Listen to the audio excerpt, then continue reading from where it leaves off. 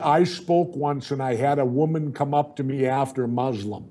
And as Bill Maher said, she was decked out in the beekeeper suit. Right. But her face wasn't covered, but she had all the Muslim attire. Young woman. She walked up to me when I was done speaking and she said to me this. She said, "You understand the Middle East. Why doesn't anyone else here?" And now I'm going to explain it to you.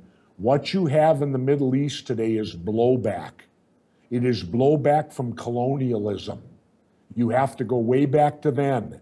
When Europe colonialized the whole world and went through that, when they got to the Middle East, they made the countries to benefit them, the Europeans. They didn't make the countries to benefit the people who lived there.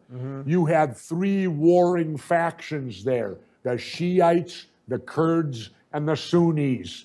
Rather than giving them all their own country, they put all three of them in every country. Yeah. So the wars continued on and on inside the borders of the countries. So the only way the countries could be governed was by a dictator. Then the United States comes along and decides we're going to remove the dictators and give them democracy. People who wouldn't know democracy if it bit them on the ass.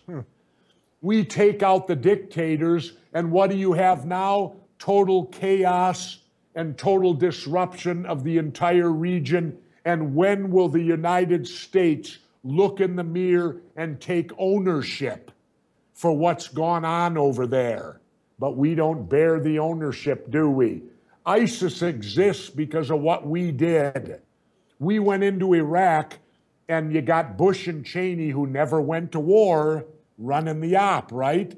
Well, anybody with any knowledge will tell you, you don't disband the military like we did. We put them in unemployment. Right. Bremer went over there and kicked them out the door. Well, they then went up and formed and became ISIS. If you invade someone, you keep the military intact, because it's a strange thing with military.